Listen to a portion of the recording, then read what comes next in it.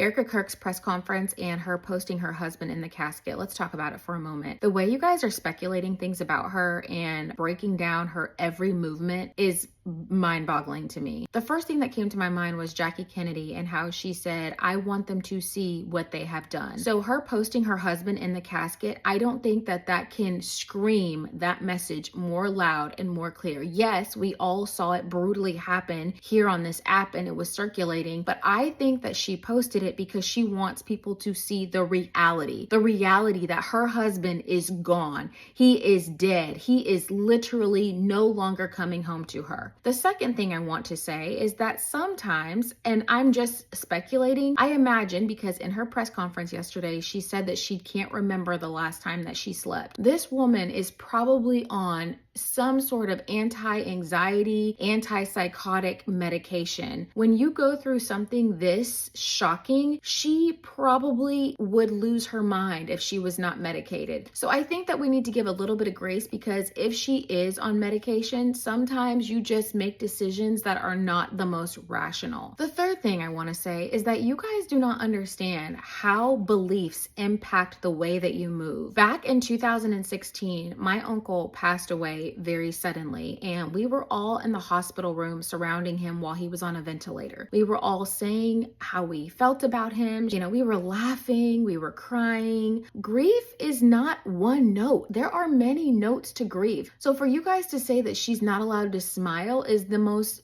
ridiculous, absurd thing that I have ever heard. I remember specifically while my uncle was passing away in that hospital room, one of my relatives is so passionate about Christ, so deeply just a radical for Christ, that he was saying to everyone, we should not be crying, we should be rejoicing. He is in a better place. Now, it pissed some people off in my family that this relative was saying that, but you guys, people's belief system affects how they have grief. She is dressed in white. My mom has specifically told me that if she were to pass away, that she wants a party. She said she doesn't want sad music. She's told me the songs that she wants played. She told me she does not want anybody wearing black. She wants us all to be wearing vibrant colors. So the fact that these people are saying on the internet, oh, she's wearing white, she's trying to make herself look to be this angelic person. I imagine when you've been married to your best friend, your partner, the love of your life, you have those conversations. My husband and I we're going on 3 years married, 4 years together. And before we even got married, we had these types of discussions. So for you guys to make it seem like, oh, she's wearing white, she's not really in mourning, that is very silly. This woman, if you go down her Instagram page, she is on fire for Jesus. So for you to think that her faith is not having a direct impact and effect on how she is mourning, her mourning process is going to look very different than the average person who does not have a belief system. The next accusation is that, oh, there's a picture of Trump in Charlie's office during the press conference. And at first I was like, is that what I think it is? What an odd thing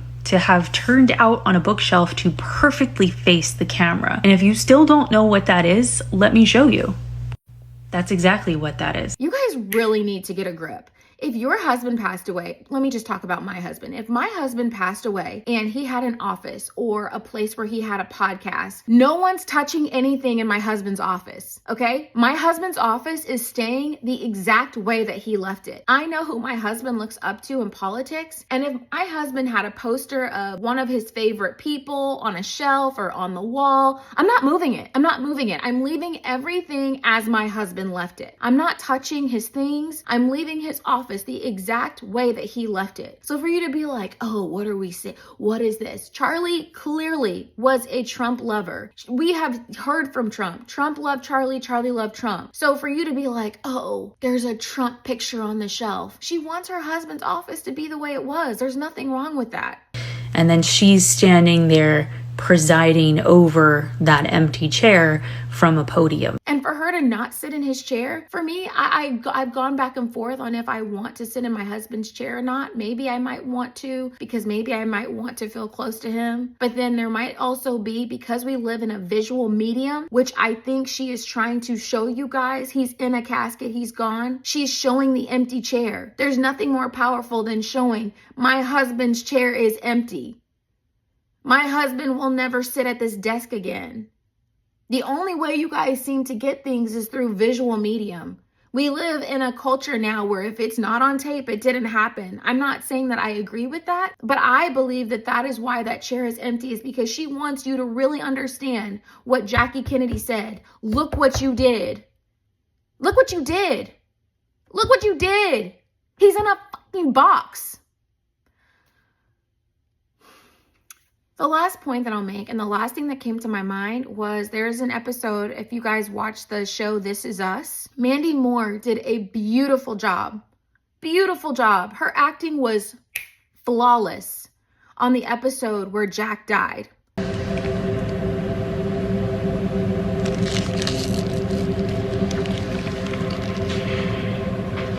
Mrs. Pearson, your husband has died. Mom, I'm sorry. We were just here for a burn. You guys, your brain cannot comprehend when somebody is here and then they're not. My uncle, that day, I saw him pass away. Okay, it was a little bit different. But to watch, for a person to visibly be here, they're standing in front of you and then they're not, it mentally is just a very jarring thing. So stop judging how this woman is grieving. I can guarantee you she did not do her own hair and makeup. I guarantee you she's probably medicated. She's just doing the best she can. Y'all really need to stop judging people, and y'all really need to stop picking everything apart.